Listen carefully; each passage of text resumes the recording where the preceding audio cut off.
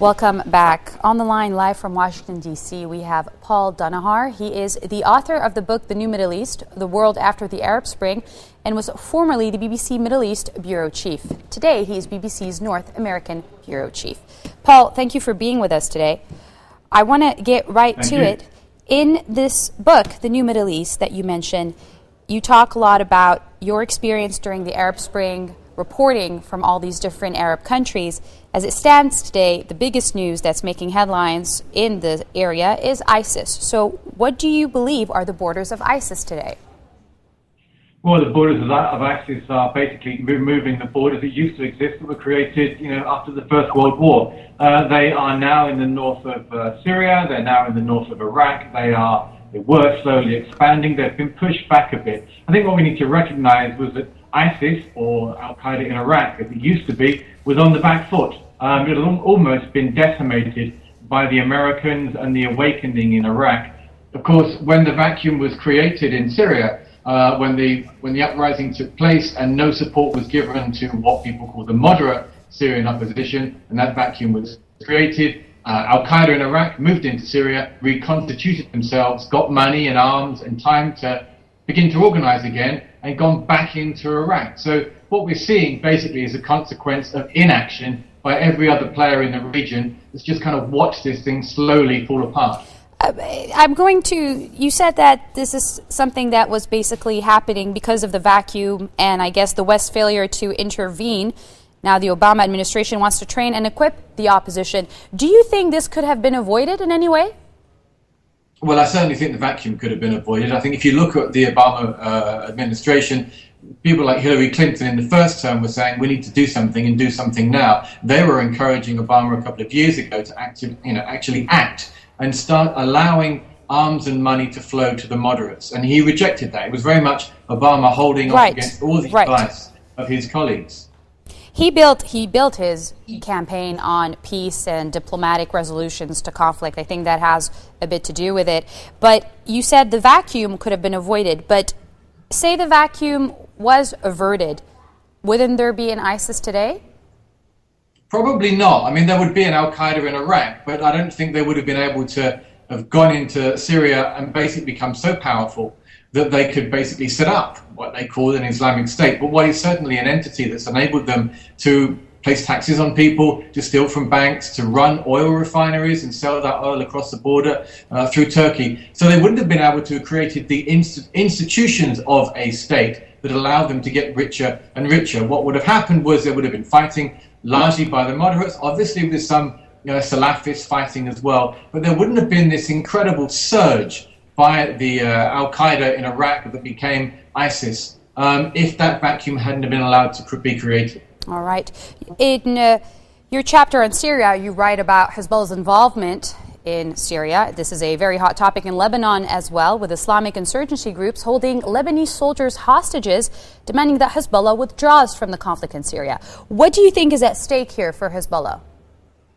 Well, Hezbollah was set up as primarily a kind of defensive organization against the occupation of Lebanon and against Israel. What it's done now is change very much its identity. It's gone into Syria. It's presenting itself now as the champions of the Shia. And I think that's kind of complicated for Hezbollah. I know at the beginning of the campaign, they were telling their people, look, we have to go in and protect shrines, we have to go in and protect our community. They weren't trying to sell themselves as supporting Assad, but that's essentially what they've done. So I think Hezbollah's made life much more complicated for themselves. I guess realistically, as the war went on, it was inevitable that they would get dragged in because Iran was so determined to keep Assad going. But this conflict has certainly complicated things for Hezbollah, and I think it's taken it away from what was its primary reason for being, and that was challenging Israel and supporting the Palestinian cause. Right, that is still part of their plan. In the introduction to your book, you describe a Middle East where there is a stronger Sunni and a weaker Shia, but doesn't the resilience of the Assad regime and the strength of Hezbollah, as well as the continuing influence of Iran, suggest otherwise? I mean, at the UN General Assembly, Rouhani just met with UK Prime Minister David Cameron, and this hasn't happened since 1979. So aren't the rules of the game changing? The rules of the game are constantly changing in the Middle East. I think the point is, if you look at where all the fighting is taking place now, you are seeing Sunni extremists that are taking over large chunks of Iraq, that are taking over large chunks of Syria. You're seeing Sunni extremists fighting in Libya. You're seeing them across North Africa. So yes, on the diplomatic front, there have been some changes, and you can argue that Shia Iran is better placed politically. But I don't think it's better placed on the battlefield, because what we're now seeing is a Sunni resurgence. We're seeing extremist Sunnis that are really taking over large chunks of territory. What about political? All right. What about political influence, though? Yeah, no doubt they have more political influence. They have more diplomatic clout in terms of talking to the Americans. What we saw at the beginning of the Arab Spring, which I think is the first version of my book that you've got, we certainly saw that there was a change in it. Political Islam was becoming much stronger in places like Egypt, and attempts to do that also in Tunisia and in North Africa, across North Africa. They were basically pushed back by the resurgence of the old dictatorships, the kind of military regimes that you had in Egypt. And so the reality of the Middle East, things constantly change. What we certainly have seen is a resurgence in Sunni extremism. We've seen that all across North Africa. We've seen that in Syria. We've seen that in Iraq. That's the biggest challenge for everybody today. And that's a challenge that Iran can't deal with on its own. So in many ways, we may not be talking about stronger Sunni governments, but we are certainly talking about a much stronger Sunni influence across the region and at the extremist level. All right. I want to bring it back home. Anne Bernard from the New York Times wrote, and I quote in an article published 2 days ago, Hezbollah and the United States are already working together separately on a common goal to stop ISIS from moving into Lebanon. Mohammed Afif, he's Hezbollah's newly appointed head of public relations, says all have an interest to keep peace in Lebanon. Do you agree? And if so, why? Well, I think everyone does want to keep peace in Lebanon. I think people in Lebanon generally want to do that. I don't think they'll allow themselves to be dragged back into another civil war, because the last one is very present in people's minds. So I think Lebanon's always feeling like it's on the verge of war before the Arab Spring, whether it was with Israel or somebody else. They always tend to pull themselves back because they know how terrible civil war can be. And I think that's in the interest of everybody.